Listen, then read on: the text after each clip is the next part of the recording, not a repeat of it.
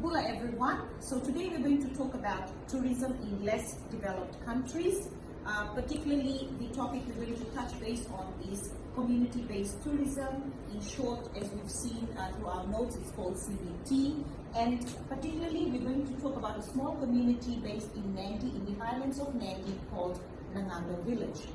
So basically, that's a little image of the village that we're going to talk about, and you'll hear more about it from the team members while they present the community-based project further. And as you may see, it's very well protected by the lush green. And normally when we see such images, it basically just depicts as to how far it is from the urban areas. Basically, they're not so much in touch with urbanization, which means that they go through a lot of issues and they are in dire need of developments, which we are going to discuss further in our next slide. So basically, community-based tourism, it simply means development or method of improvement whereby the social, the environmental and financial needs of a community are met by the presenting of a tourism product. So in this case, we simply say that this is where we allow tourism into these communities that has been untouched. How do we do that? We basically go through agents into the urban areas where we ask them for assistance to come into these rural areas and further present some assistance to them. But then again, we should never forget that these communities too have a lot to give in return, and that is exposure to their culture and basically what they have in terms of vegetation, local produce, we can call it, for instance. So it's more so a give and take thing for both the tourism industry and of course the community, which I had said earlier is in dire needs of certain exposure from the urbanization community. So some initiatives we're going to look at too that is going to improve the standards of living. Basically revenue, for instance, is very important, as we all know. No money, no funny, of course, you've heard that before. So even though we may say that they hardly come to urbanization and they don't need money, but we must also remember that there are children living in the community too who go to school, and obviously they don't write on greens, they need pen, pencil, paper, stationeries, and etc. That is where the revenue comes. So basically, these projects that we're going to talk about that's going to be built in this community is going to help in such things like education, medical facilities, and other also infrastructure. And then furthermore, we can say community members can earn employment, build their skills, which means enhance their knowledge on how things happen outside this community where they don't get too much exposure. So we can see that tourism has a very large role to play. And this is where the community itself, the local community in the urban areas, cannot really do much if tourism does not involve themselves in this. There you go. That's another image that basically tells the story itself. You see the tourists there who are out basically helping these communities, like I had said earlier, in one way or the other. So over there you can see that they indulge themselves into activities such as farming, or they could just be sitting around in the community educating children or the elderly or whatsoever. Then we'll go on to further in detail with this. So my team member Rohit will be the next person basically talking a little bit more about what CBT is all about in detail. Thank you. Thank you, Sylvia. I'll be discussing on the aim of the project. First aim of the project was to develop a proposal for community-based tourism for Nangando Village. To find out the strength and weakness of Nangando Village for tourism participation, to reflect different levels of communication participation, to describe the planned case study of Nangando Village, to involve community members into planning and decision-making process, to find out what tourism product the community can offer, and to find out possible challenges the team may face in the implementation process. Further to it, strength of Nangando community. Few strengths highlighted for the community is as follows: nature and landscape potential. As in the picture, we have seen that Nangado village is surrounded by a tropical forest, so that is one of the advantages I can say. Sustainable farming, where organic farming is practiced very much. Land availability, cultural heritage, and native people to demonstrate culture. I'd like to tell a bit about Nangando village. When it comes to culture, Nangando village normally comes together once every time for short storytelling of the culture they practice. So in this way, the culture is not lost. They still follow it every time. And I think this can be one of the key points to drag tourism in and obviously to make some revenue for the community. Weakness of Nangando village, well, with every strength there is always a weakness. So some weaknesses highlighted for the community is as follows. There is a weak administration and management due to lack in the education of the community members. Lack of exposure and understanding towards tourism business. As we know that tourism is very popular nowadays, and still some rural communities are unaware about what actually tourism can bring to. Lack of investment in capital, community problems, lack of network with tourism industry partners, lack of proportional and underdeveloped marketing strategies, and lack of activities. Now I'd like to call my next member, Manisha, to present next. Thank you. So, thank you, Rohit. Different levels of community participation for Nangando village.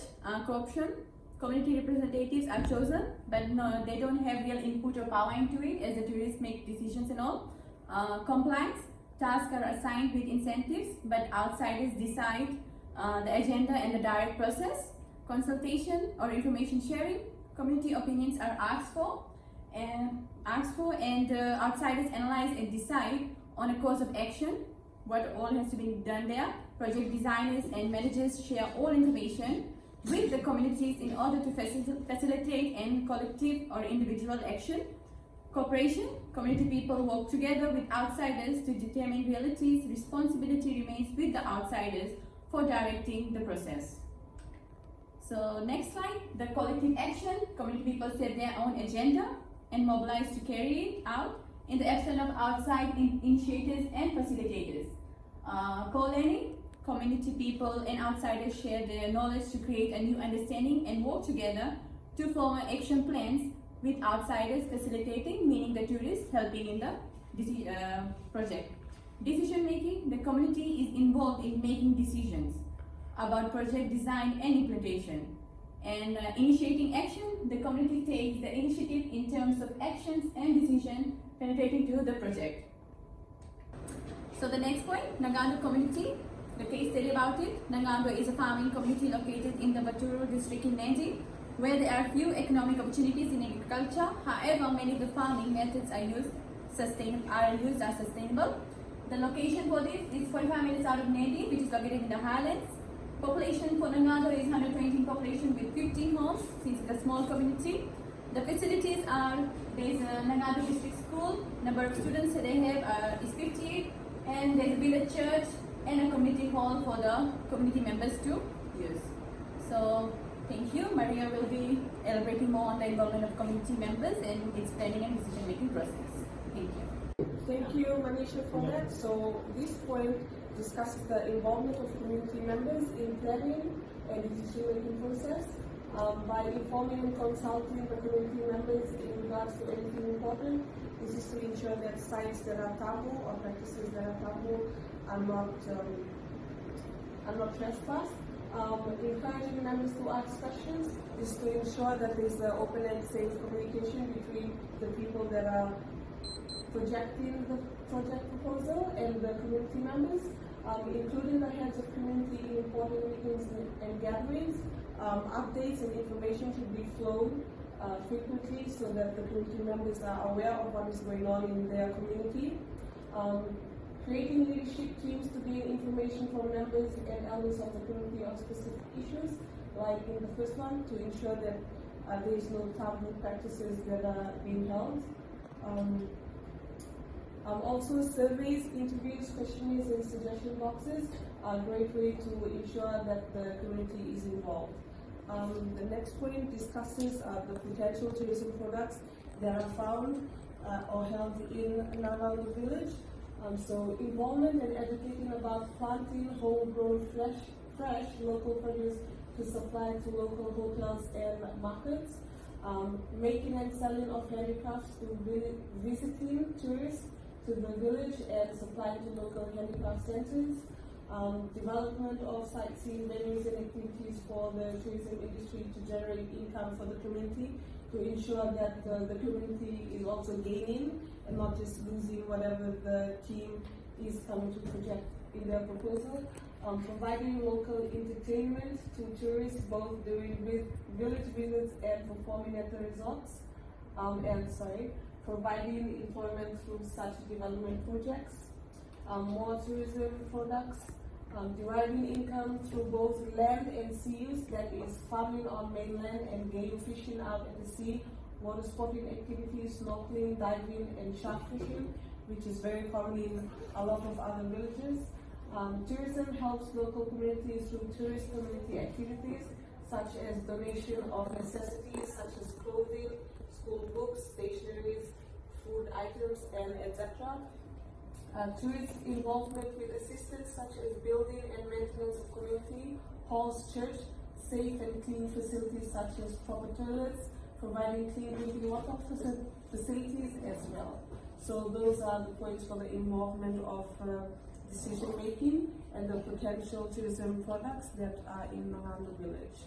And the next point will be discussed by my other group member, Elesi. Thank you, Maria. Our next discussion is on potential challenges in the implementation process. They've come up with 5 points on this. The first point is the lack of local skills. This in terms of managerial and entrepreneur and marketing skills. The second point is infrastructure challenges such as roads, water, electricity.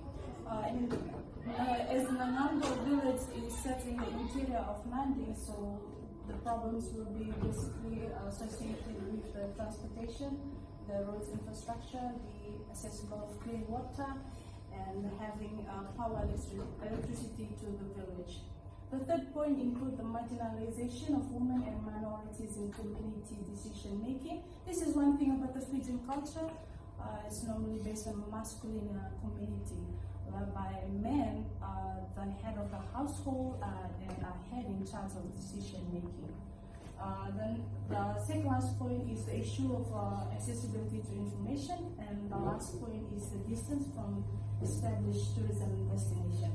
Like for Nangando, it sits in the interior, so the distance is quite far from the Nandi town and the airport. These are the tourist hub centers for tourists to mingle around in the restaurants, the hotels, the resorts, and that's all for potential challenges. And the next is our last slide is on conclusion.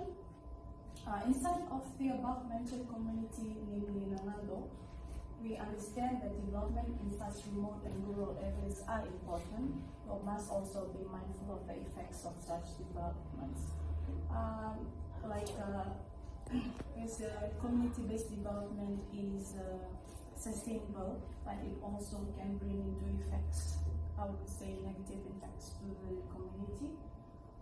This would be namely the local community, cultural and traditional disturbance, and also including cultural commodification.